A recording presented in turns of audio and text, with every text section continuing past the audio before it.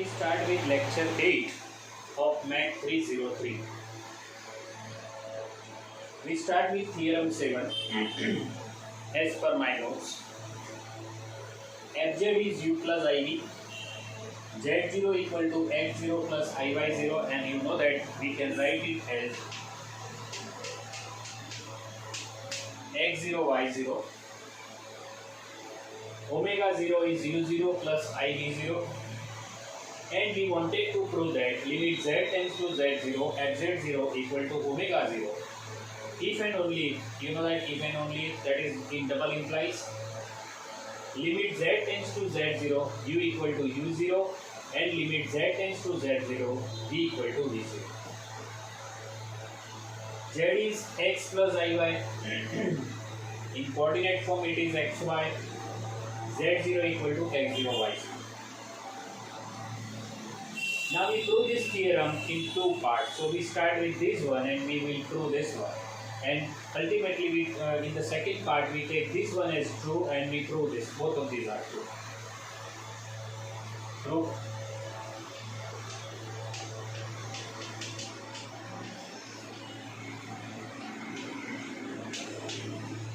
So we start with limit xy tends to x0 y0 u equal to u0 and limit xy tends to x0 y0 v equal to v0. Suppose this is true. Both is true at a time. And therefore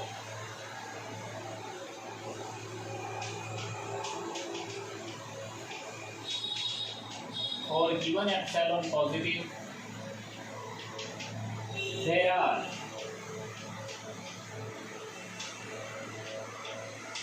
delta 1 and delta 2 such that 0 less than square root of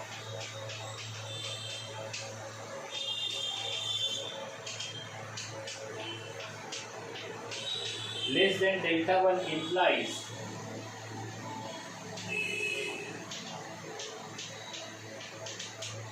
u minus u0 less than delta epsilon by 2. Say this is equation 1. And 0 less than square root of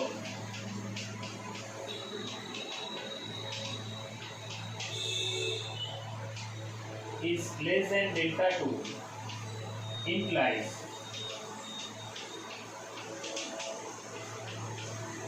v minus v0 less than epsilon by 2. Say this is equation number 2. So this is y less than delta 1 and this is less than delta 2. And both of they are with 0 less than this term. So this is true whenever less than delta 1. This is true whenever less than delta 2. So if we choose delta, which is minimum of delta 1 and delta 2, then both of these holds. Means equation 1 and 2 both are true for this delta. So we start with u plus iv minus u0 plus iv0, u minus u0 plus I, v minus v0. Apply triangle inequality.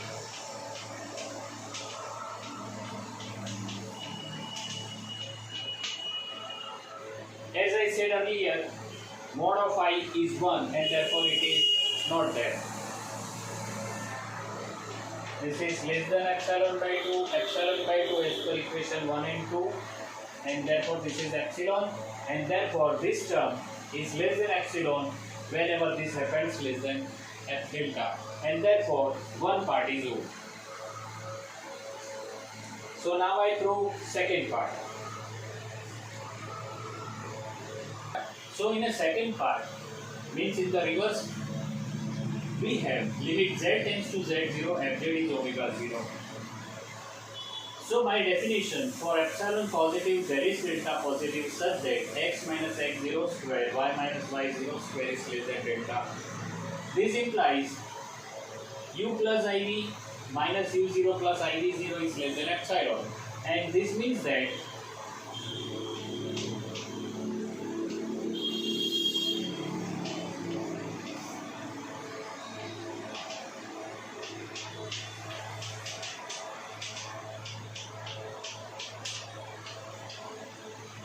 okay. But if you understand it properly,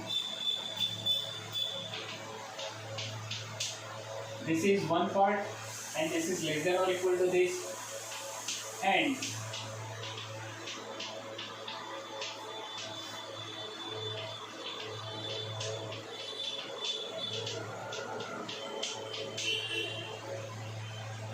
so whenever this is less than delta, this is less than epsilon, this is less than epsilon, and therefore second part is obviously true because we are taking only the one part at there, and therefore it is true. Okay, with this theorem is over. Okay, let's start with a new theorem. Here we start with Cauchy-Riemann equation. Before that, I would like to introduce the definition of differentiation, and the definition of differentiation at a point is limit z tends to z0 mz minus z0 upon z minus z0. Or you may define this definition in somewhat other way also. This is equal to limit delta z tends to 0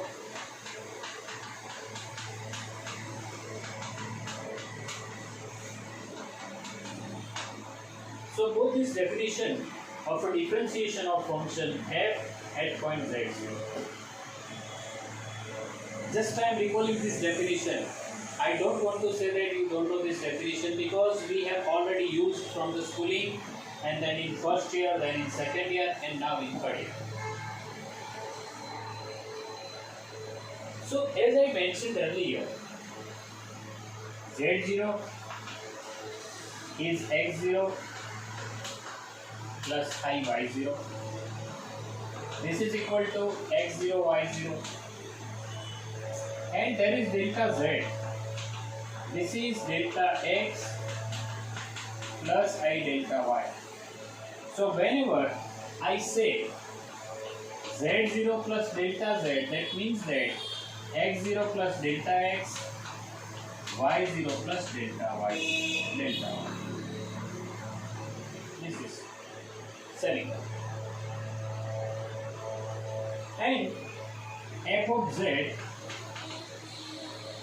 is omega, I say u plus iv, and f of z plus delta z is omega plus delta omega, and this is equal to u plus delta u plus I v plus delta v. Now the central idea of this is that whenever limit exists, here limit exists means function is differentiable. So function is differentiable, we have the same value for the answer.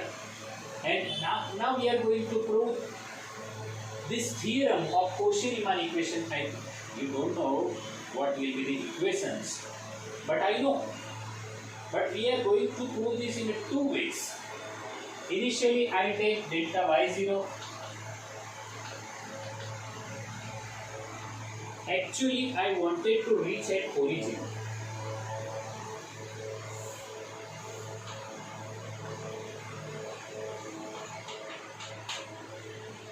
This is origin where I wanted to reach. So this is x-axis, this is y-axis. Once I take the path in which delta y0, means I have to focus only in the x-axis. In the second part, I wanted to take delta x0, means I want to focus only on the y-axis. So initially I took delta y equal to 0.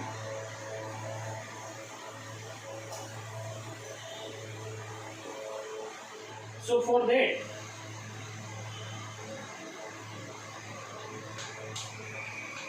f dash z0 and our case is delta y0.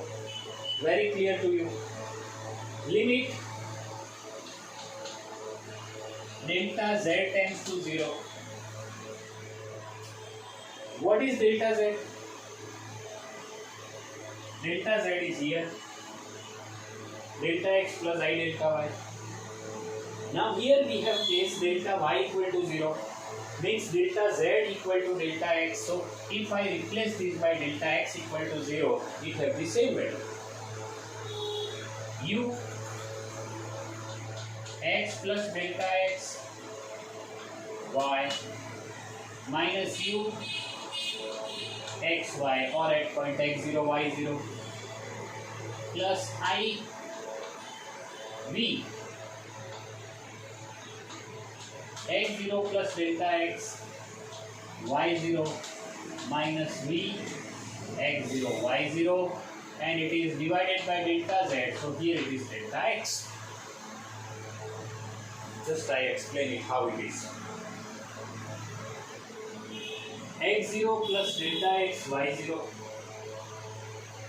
minus u x0 y0. We are taking the case delta y0.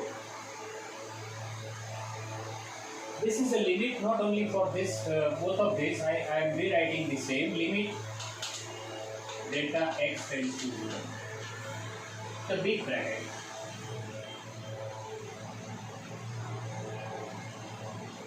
This is u0 delta x y0 minus u x0 y0 plus I v x0 delta x y0 minus v x0 y0. You may have some confusion how it is, but I make it very clear for you. I rewrite the same again. So actual definition of f dash z0 is like this. Actually is limit delta z tends to 0 u x0 delta x y delta y minus u x0 y0 plus I v x0 delta x y0 delta y minus v x0 y0. Then we divide it by delta z, and delta z is x delta x plus I delta y. This is actual definition. Now here we have delta y0 as our case is there. So delta y0, what we have? x0 delta x, yes it is x0 delta x. y0 delta y, but delta y is 0, therefore only y is 0. Minus u x0 y0, yes it is there. Plus I v x0 delta x v0 x delta x y0 plus delta y, again delta y 0, and therefore only y0 minus v x0 y minus v x0. Okay, here it is delta x plus I delta y, but we have delta y0 and therefore it is only delta x. Here it is delta z tends to 0, but value of delta z is delta x. Clear? Now we split that. If we split them, this is limit delta x tends to 0 u x0 plus delta x y0 minus u x0 y0 upon delta x plus I v x0 delta x y0 minus v x0 y0 upon delta x.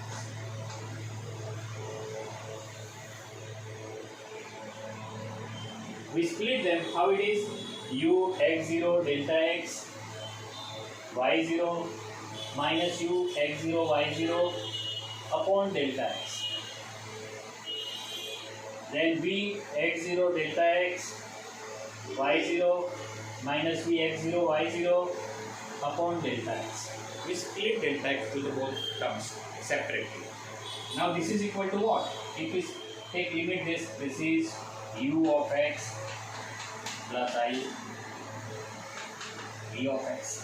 This is partial derivation with respect to x. This is partial derivation of v with respect to x. This is of u at point x0 y0. So this is one value. I say this is equation number 1. Here it is the case in which delta y equal to 0. Now I am taking second case. So in the second part,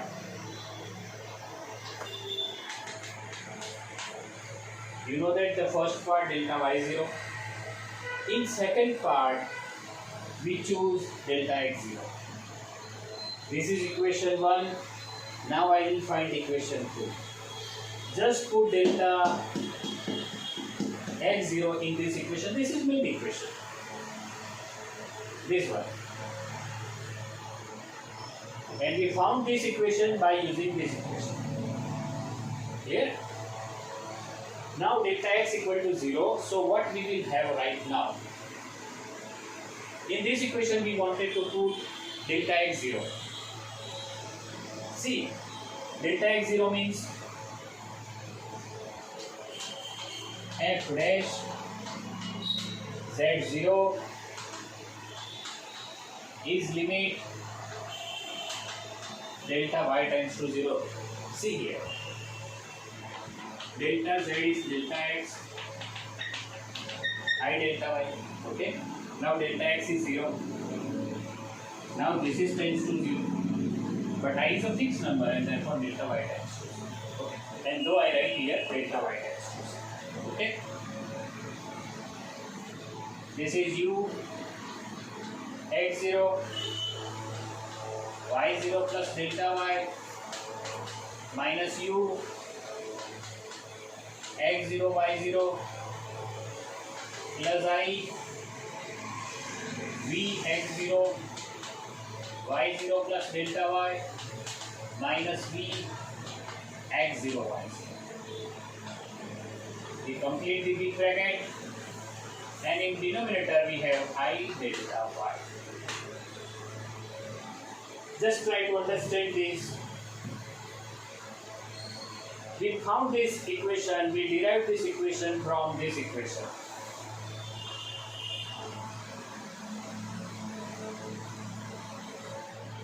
Now we split them. Limit delta y tends to 0.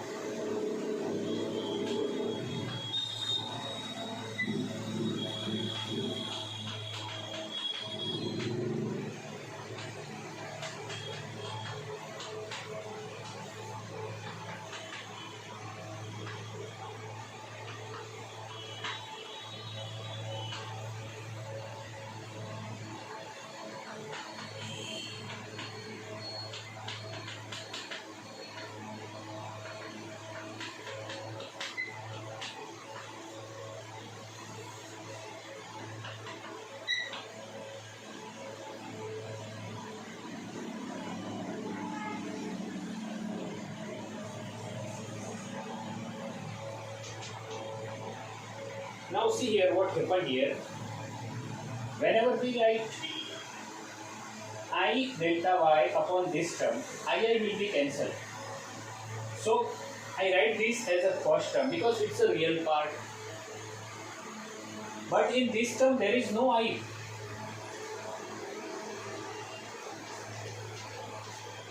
But we used in previous lectures that I is not that but minus I square is plus 1. So we use minus I square there. And now I cancel out one I and therefore it is minus I at there. Try to understand this step. And this is equal to v of y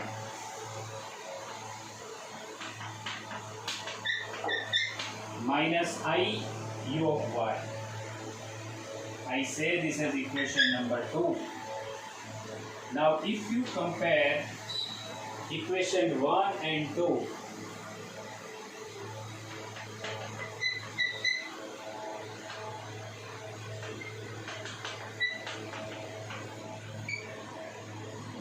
ux is vy, ux is vy, and minus uy is vx, or uy equal to minus vx. These are known as Cauchy-Riemann equation. These are known as Cauchy-Riemann equation. As this is online lectures, you can rewind this lecture so many times. So try to understand the idea which I have mentioned and check it once or twice. Already my notes are with you. So I conclude this lecture here, but I recommend you to write this lecture at least thrice. Exam point of view, CR equation is very important. For your knowledge of mathematics, CR equations are very important, and it is very much important in the life of mathematics also, because whenever you are in mathematics you use this CR equation so many times. Okay, with this I conclude my lecture here. Thank you very much.